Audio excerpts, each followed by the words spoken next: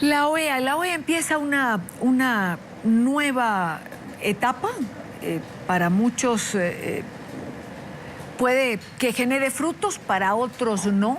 Una de las interrogantes que se plantea es cómo sobrevive la OEA en organismos que, organismos que vieron la luz en estos años, como la CELAC y UNASUR. Para hablar de esto nos acompaña Giovanna de Michel. Ella es internacionalista, encargada de la Escuela de Estudios Internacionales de la Universidad Central de Venezuela.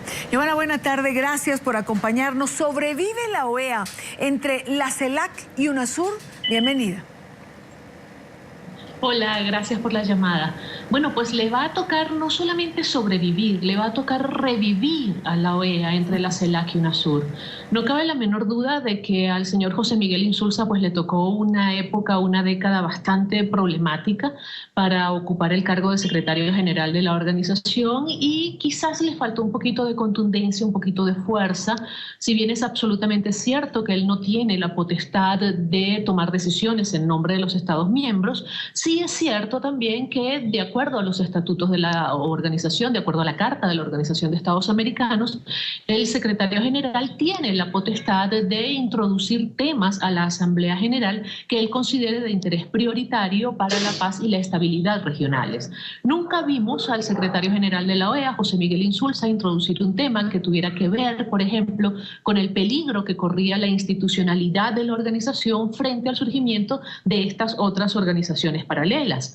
Nunca vimos al secretario Insulza durante toda una década, por ejemplo, presentar ante la Asamblea General una propuesta para que a nivel del continente americano se lograra una definición del término democracia. En una oportunidad idónea, y yo voy a contar esto con absoluta responsabilidad, como suelo hacer todos mis comentarios, tuve la ocasión de coincidir en un evento en Ciudad de México con José Miguel Insulza, siendo el secretario general de la OEA, y conversando personalmente yo le planteaba que la organización estaba en mora con el continente.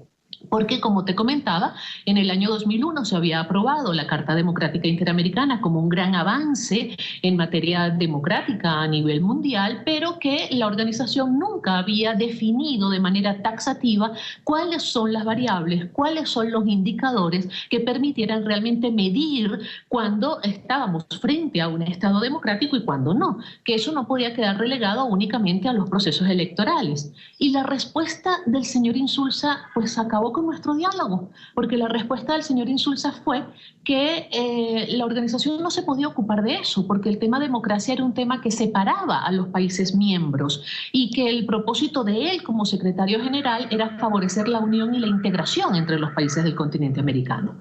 Pues ese José Miguel Insulza, que ahora está entregando la Secretaría General, pues entrega la Secretaría General con una tarea pendiente al nuevo secretario, a Luis Almagro, y de hecho se lo dice, le dice que tiene como tarea pendiente pues atender el tema de la democracia y los derechos humanos en el continente americano.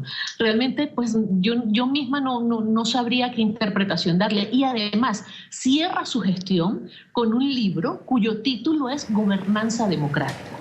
Yo confieso que en lo personal estoy absolutamente ansiosa por leer ese libro para ver si es que en ese libro él logró plasmar todo lo que no se atrevió a decir desde la Secretaría General o todo lo que no pudo decir por el cargo que estaba desempeñando en ese momento, ¿no? Ahora, ¿está a tiempo de reinventarse la OEA?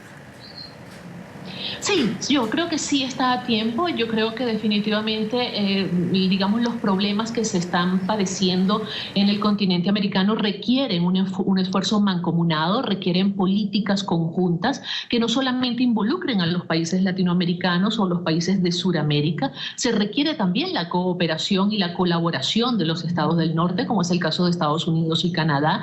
Y yo creo que hay tiempo todavía, digamos, de transitar hacia esa vía, de entender que los problemas globales requieren soluciones globales, y la única manera de obtener esas soluciones globales es abriendo las puertas al diálogo, ¿no? Ahora, una última pregunta. Sí. ¿Puede reinventarse la OEA? Tenemos UNASUR, tenemos a la CELAC y tenemos varios organismos. En algún momento conversamos esto, pero me parece apropiado y el momento para volver a traerlo a colación. ¿De qué valen los organismos que agrupen a los diferentes países o a las diferentes tendencias si las reglas que ponen sobre la mesa cuando estos organismos se fundan finalmente no son cumplidas. Es decir, pudiese haber un solo organismo siempre y cuando se respetara la regla que los convocó. El problema es que por intereses políticos estas reglas, pues cada quien tiene una manera particular de mirarlas, porque ahora resulta que la democracia es para uno lo que para otros no.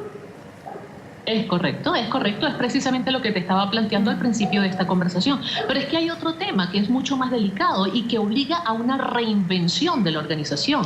Y es que la OEA, así como otras instituciones internacionales, fueron creadas después de la Segunda Guerra Mundial, en el marco de la Guerra Fría, y fueron creadas para un propósito que hoy en día pues ya no tiene como mucho sentido, a pesar de que algunos todavía insisten en tratar de revivir, en tratar de hacer resucitar aquella confrontación ideológica de aquellos tiempos. Entonces hay que reinventarla, pero hay que reinventarla adaptándola a las necesidades y a los retos de este siglo XXI, adaptándola a la realidad del continente, de los países de este siglo XXI.